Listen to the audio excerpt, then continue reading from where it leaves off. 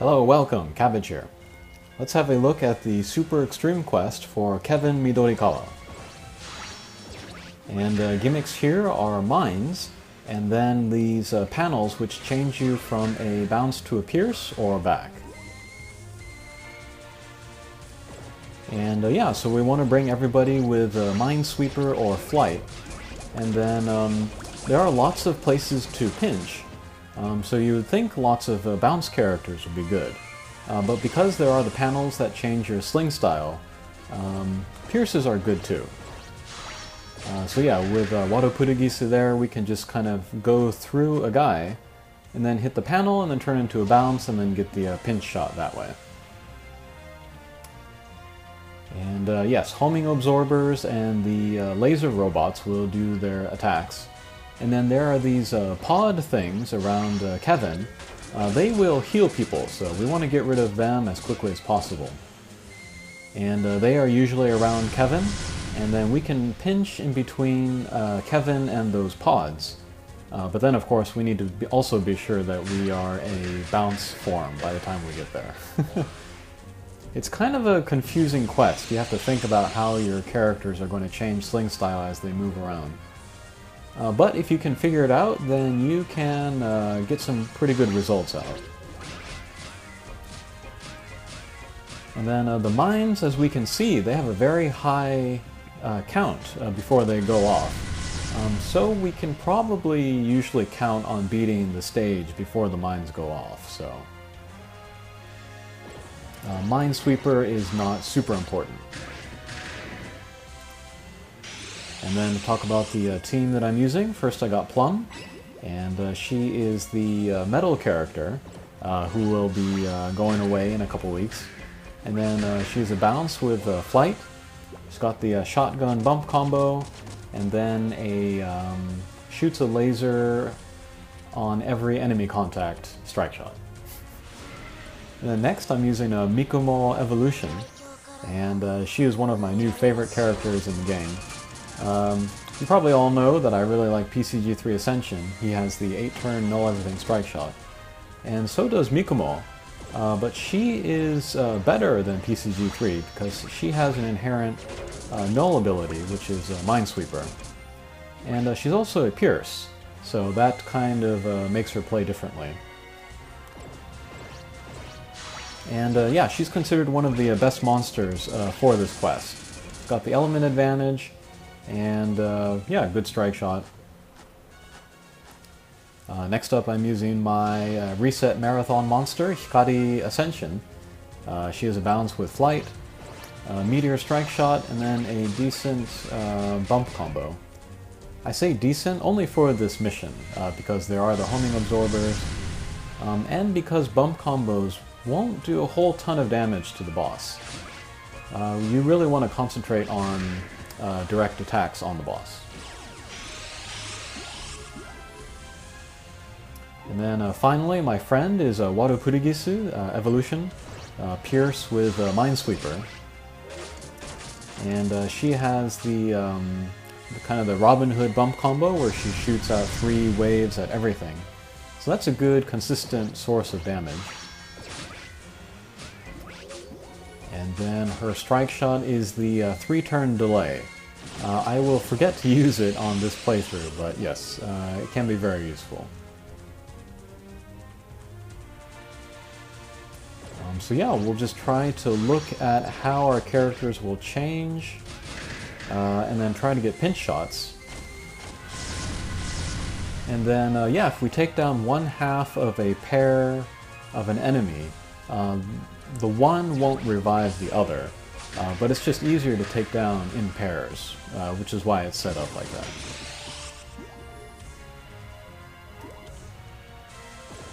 And then as for the character of Kevin Midorikawa himself, he has 2 versions, and I really like both. The evolution is a bounce with null damage wall and Fiend Slayer, and yeah, that makes him great for Bishamonten. He needs null damage wall, of course, and then his Slayer works on the boss. And yeah, decent strike shot, decent bump combo. And then especially now that Jiraiya Evolution became a Pierce, Kevin is even more important now for his role in Bishamonten.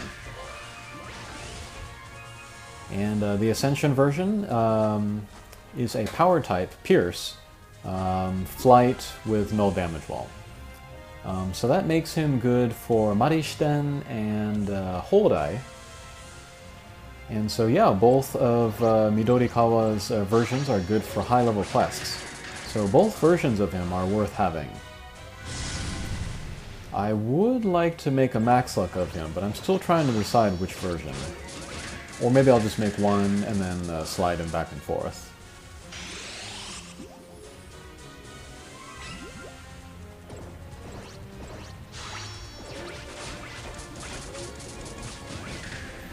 Okay, that was weird, but it works.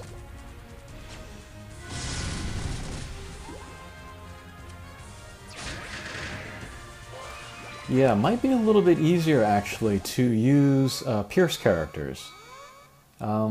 Because if you just go and then you change into a bounce in between guys, you actually don't need to be as precise in your positioning as with a bounce character. So Pierce monsters might be easier to use here.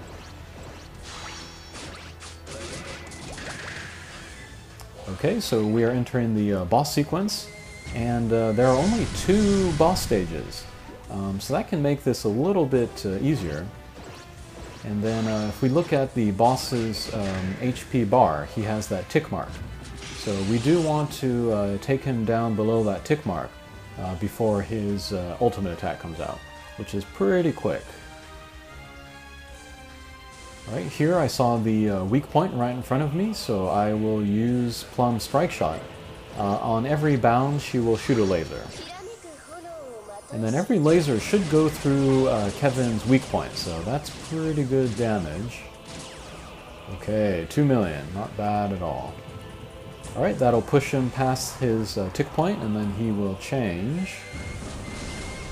And we bought ourselves a little bit of time. And yeah, if we can, we want to pinch in between the pods and the boss.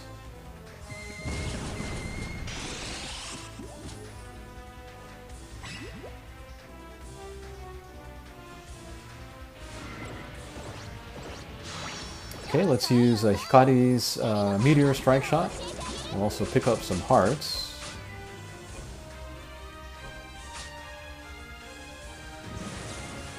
There we go.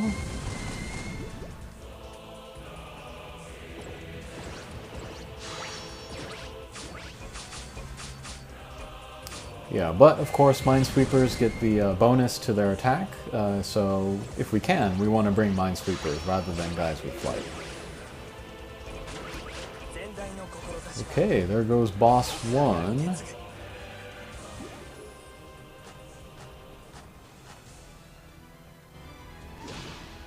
Alright, and then boss 2.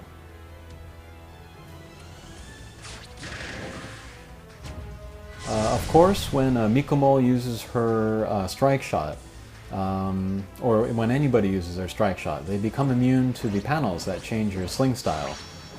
So when it's advantageous to not use it, to hit the panel, then we want to not use the strike shot.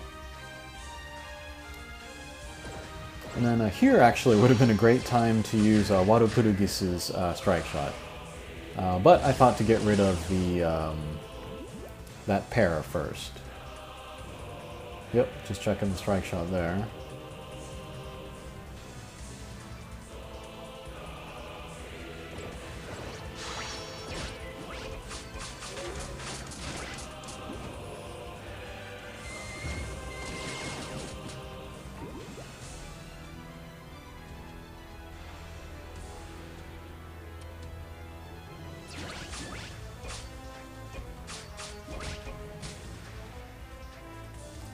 And then I am going to admit something which might be embarrassing, but I think I have a good excuse for it. I have a few drops of super extreme monsters, but this one of Kevin is the first one that I got where I beat it with no continues. I think this is understandable just because I have so few Hatcher monsters. But pretty much all of the other Super Extremes I've beaten with continuing, like, you know, once or twice. And I figured it was okay to do that, since you get 5 orbs for beating it. Unless you're continuing 5 times, then you're making a little bit of profit, so... but Kevin, yes, I did beat it with no continue, so pretty happy about that.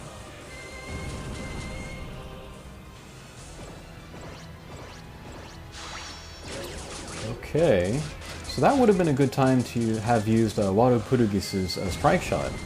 I just didn't think of it, because I guess I didn't realize that this was already the last stage for the boss.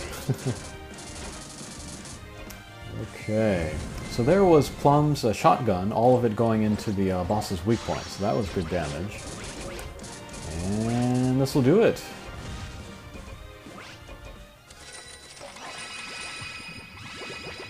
Alright, so first Super Extreme beaten with no continues.